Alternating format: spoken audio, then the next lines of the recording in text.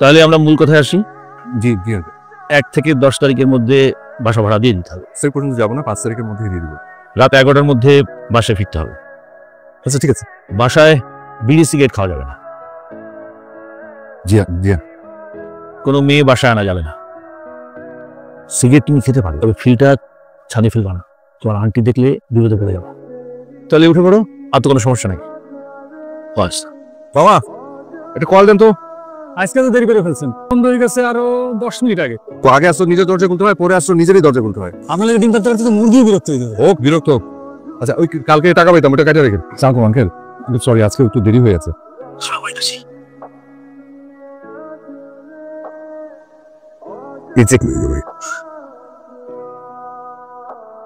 এসো, তোমার কাছে সিগারেট হবে? হ্যাঁ পুরো প্যাকেট না, একটা সিগারেট। মানে লাইটার তো সাথে নাই। আসেন সাথে আসেন।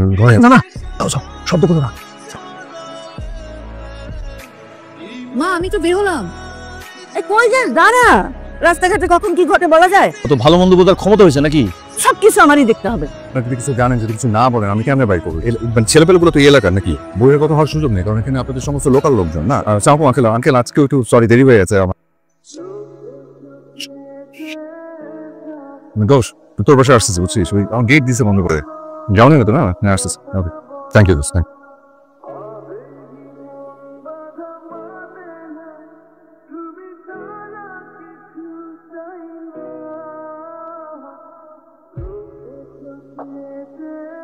আমি সরি, মানে আজকেও আর দেরি করে আসবেন না, বাবা অসুস্থ। কিভাবে রাস্তায় এত জ্যাম থাকে, দেরি হয়ে যায়। মানে আমার একটা জব করি যে আগে গেছে বেরোবো, ওটা ও আমি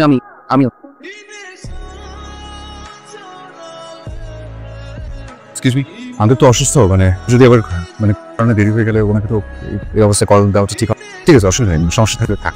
আপনার ফোনটা দিন। Thank you. বাড়িওয়ালার কানন, আমার নাম কানন।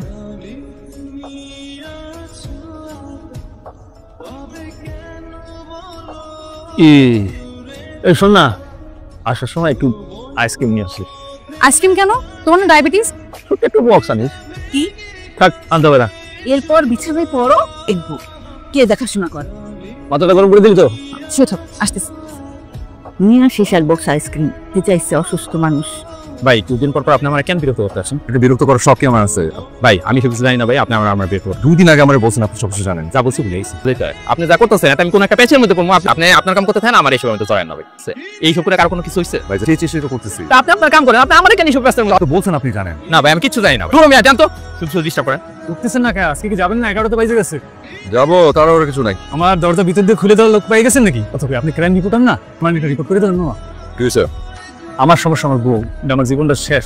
ওটা বুঝতে দিয়ে মামা এখন তো পাত্র দিলেন না, ঘটনা ঘটে গেলে কিন্তু ঠিকই পাত্র। তোমার ঘটনা থেকে গুরুত্বপূর্ণ ঘটনায় কাজ করতেছি বুঝছো, যেটা মেয়ের পেছনে মার্কেটের পিছিয়ে ওটা নিয়ে কাজ করতেছি।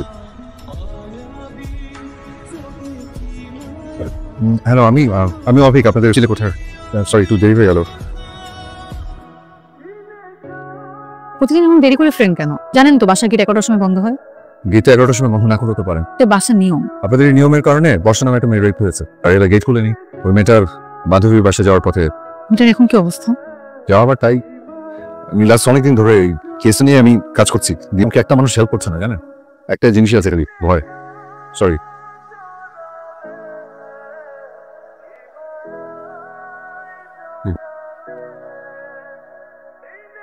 কারণ দেখতো কে এসছে। অফিসে যাচ্ছিলাম, আমি ভাবলাম আঙ্কেল একটু দেখেছি। জি ভিতরে আসুন। সালাম আঙ্কেল। আরে অভি আসছো, বসো। ঘরে বসে বসে বিরক্ত লাগছে।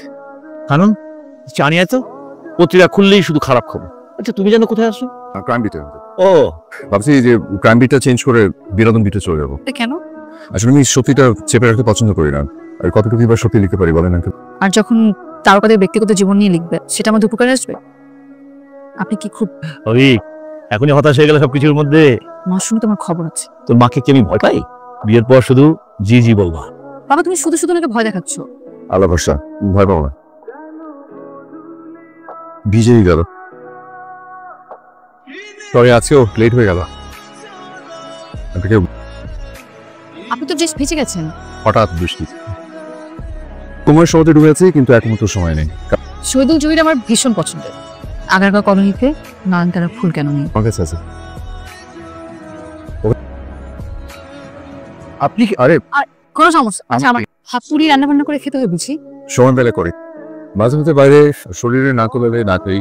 এটা তো অনেক খারাপ, তো শরীর খারাপ করবে। বৃষ্টি পড়ছে, এইটুকু পথ রোজ আসতে কত দীর্ঘ মনে হয়, অথচ আজ আপনার সঙ্গে কত দ্রুত সময়টা শেষ হয়ে গেল। থ্যাংক ইউ, আসুন। তো নয়। ফুফু যে ছবি পাঠিয়েছিল দেখেছিস? ছেলে কেমন? দেখতে সুন্দর তো ভালোই। তোর ফুফুর সাথে কথা বলবো? কথা বলতে হবে না, ছেলে বিদেশ থেকে এসে 1 মাসের মধ্যে বিয়ে করে চলে যাবে, তাকে আমি বিয়ে করে ফেলবো?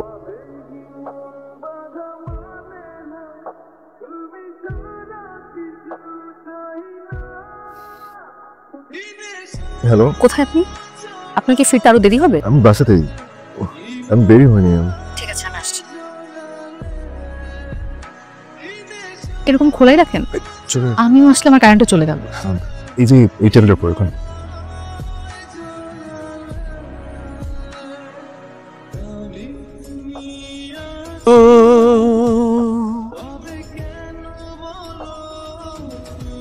একশো 1 জ্বর, ওষুধ তো খান। Thank you. আর কালকে ডাক্তার দেখাবেন।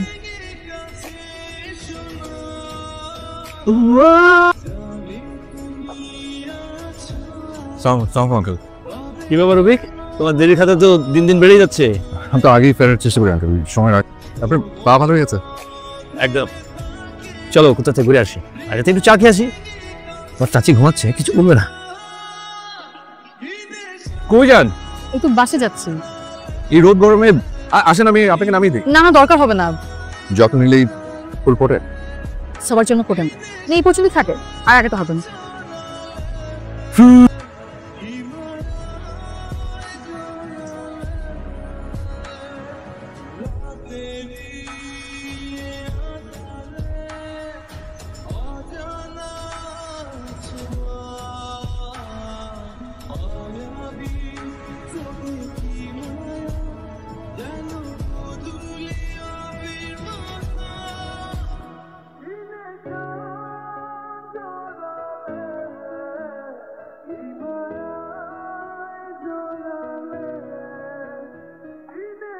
আপনার গাছে বেলি ফুটতে তো অনেক দেরি, বেলি ফুলের মালা পেয়েছি।